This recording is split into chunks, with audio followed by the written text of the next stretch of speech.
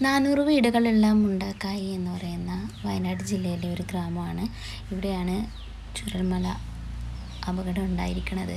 ഇന്നത്തെ 4ാമത്തെ ദിവസത്തെ കണക്ക് പ്രകാരം 339 പേര് മരണപ്പെട്ടു. ഇനി 208 പേരെ കിട്ടാനുണ്ട്. ഇന്ന് കിട്ടിയതായിട്ട് 14 പേര് റിപ്പോർട്ട് ചെയ്തിട്ടുണ്ട്.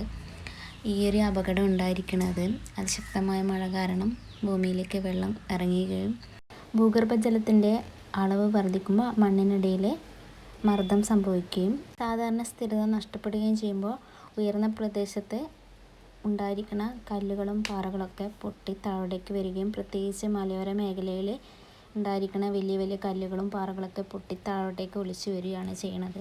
ഇങ്ങനെ സംഭവിക്കുമ്പോൾ ശക്തമായ രീതിയിൽ വെള്ളം ഒലിച്ചിറങ്ങുകയും അതിൻ്റെ കൂടെ തന്നെ വലിയ വലിയ പാറകളും കാര്യങ്ങളും വെള്ളങ്ങളൊക്കെ ഒലിച്ചു വരുന്ന സമയത്ത് നമ്മുടെ വീടുകളും കൃഷിയും കാര്യങ്ങളൊക്കെ ഒലിച്ചു പോകും. അതിൻ്റെ കൂടെ മനുഷ്യരും പെട്ട് കുറേ പേര് മരിച്ചു. തുടർച്ചയായിട്ടുള്ള മഴ കാരണവും മണ്ണിടിച്ചിൽ കാരണവും ഉരുൾപൊട്ടൽ സംഭവിച്ചേക്കാം. അതുപോലെ തന്നെ മണ്ണ് മാന്തുന്നതും പിന്നെ പാറ പൊട്ടിക്കുന്നതൊക്കെ ഉരുൾപൊട്ടലിന് സാധ്യതയുള്ളതാണ്.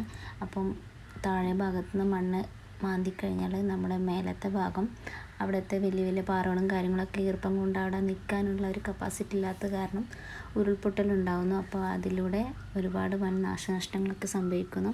അവിടെ ഉണ്ടായിരുന്ന സ്ഥലം മൊത്തം അത് കൊണ്ടുപോവുകയും ചെയ്യുന്നു. ഇങ്ങനെ ഉണ്ടായിരിക്കുന്ന ഒരപകടമാണ് ചൂരൽമലയുള്ള അപകടം.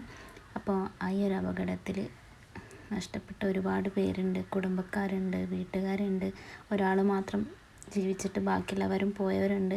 അപ്പോൾ എല്ലാവർക്കും വേണ്ടിയിട്ട് ഈ ഒരു നിമിഷം നമുക്ക് പ്രാർത്ഥിക്കാം. അപ്പം സഹായിക്കാൻ പറ്റുന്നവർക്കൊക്കെ സഹായിക്കാം. അപ്പം എല്ലാവർക്കും കണ്ണീർ പ്രണാമം എന്ന് മാത്രം പറഞ്ഞുകൊണ്ട് നമുക്ക് വയനാടിന് വേണ്ടി പ്രാർത്ഥിക്കാം.